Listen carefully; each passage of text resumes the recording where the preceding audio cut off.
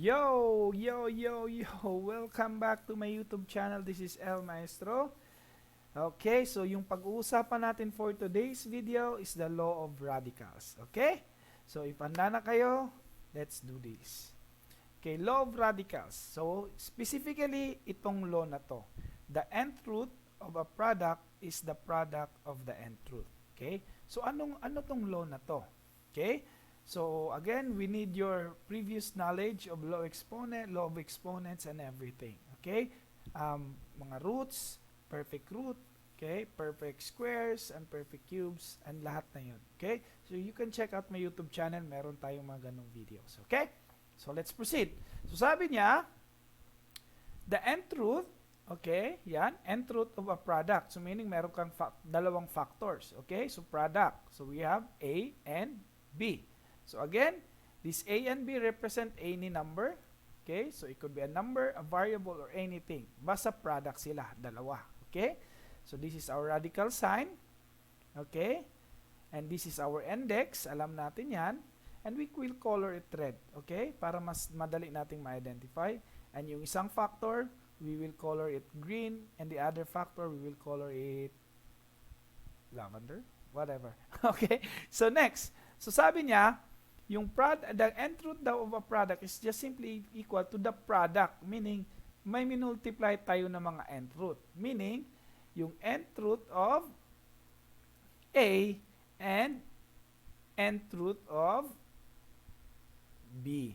So, nakuha nyo? So, para yung dalawang factor na to, pag nasa loob ng isang radical, pwede natin silang paghiwalayin. Okay? So, kayo nga, naghiwalay ito pa kaya. Okay? So, pwedeng paghiwalayin. Basta lang, the same yung root nila or yung index, okay? And yung product nila or yung factor is isi-separate lang natin ng radical sign. Okay? So, to prove this, parang ganito. So, parang ito yung dalawang product natin, nth root, that is just simply equal to, gamitin natin yung law of exponent or gamitin natin yung radical to exponential and exponential to radical na lesson natin. You can check that one sa YouTube channel natin. Meron tayo niyan. Okay? Baka nakaligtaan nyo. So that means you have A times B raised to the power of 1/2 or 1 over n. So this is our n, index, okay, 1. Since yung dalawang to, yung power nila is 1. Okay? Using power rule, again, law of exponent, we have a video also with that. So ang gagawin natin, that is equal to law of exponent, power of a product. So that is A raised to the power 1 over n and B raised to the power 1 over n. Or, from this exponential, we will form this one again to radical expression. Okay, so that is equal to the nth root of A and the nth root of B. Okay, so ito yung reason bakit yung itong product na to pwede palang i-represent na ganito. Okay, so we will have an example. So we will just move it up a little para may pagsusulatan tayo sa baba. Okay, so let's say for example meron tayong square root of 50. So if you can see, wala namang product dito, di ba? Kasi yung principle natin, yung law, dapat product. So ang gagawin natin, if a factor natin yung 50 na merong perfect square since meron tayong square root. So dapat you're very familiar with perfect roots, perfect cube, okay? Actually, yung dalawang yan napaka-use, no, when it comes to radicals, okay? So that is equal to the square root of, if a factor natin yan by 25 times 2. Bakit 25 times 2? Bakit hindi 10 times 5? Because if i-apply na natin yung principle na to, isi-separate natin sila, ipaghihiwalay natin, that will become square root of 25 and square root of 2. And we all know that the square root 25 is a perfect square.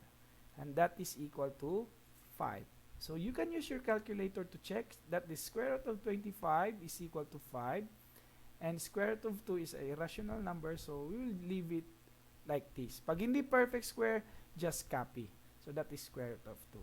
So therefore, square root of 50 is equal to 5 square root of 2. Okay? So ganun lang. Ito yung purpose. So ginamit natin itong principle na to. So one example again. So we have the cube root of 24. Again, This is a whole number, walang factor. So gagawin natin, hahanap na naman tayo ng number na perfect cube. Kung kanina perfect square, ito perfect cube since our index is 3. So that is 8 cube root of 8 times 24. 8 times 3, which is equal to 24. Bakit 8 times 3? Because if we apply this one, that will become cube root of 8 and cube root of 3. So dapat you're very familiar with this, yung mga number na perfect square, perfect cube. So if you use your calculator, the cube root of 8, okay, that is equal to 2. And copy cube root of 3. So bakit copy lang? Kasi hindi naman perfect cube yung 3. So magdi-decimal tayo dito. So iwasan natin yung decimal. So we just simply copy this one. Okay? So therefore, 3 cube root of 24 is equal to 2 cube root of 3.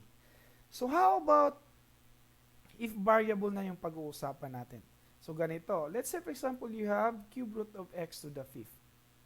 So paano natin siyang gagawing factor? So ang gagawin nyo lang is you factor out yung variable x to the power of 5, factor of exponent na may 3. So paano?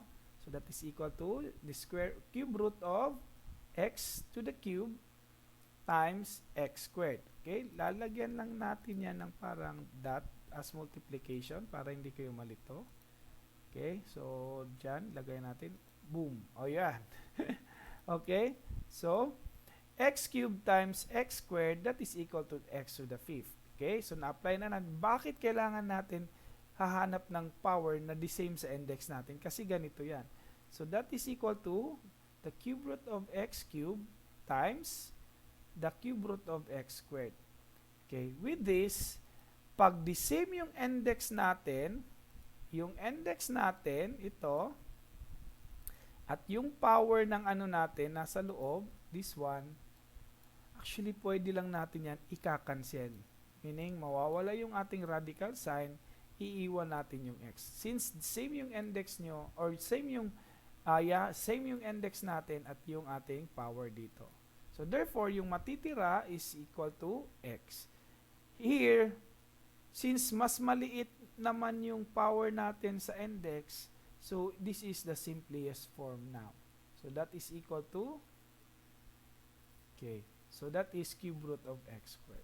So therefore, cube root of x to the 5th is equal to x cube root of x squared. So this is all. Okay? So this is the nth root of a product is the product of the nth root. Okay?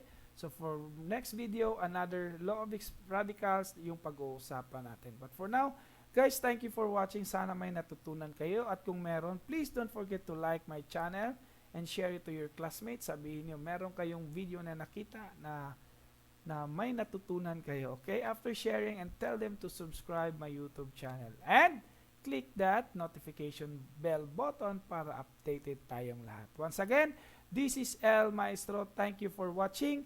God bless you all.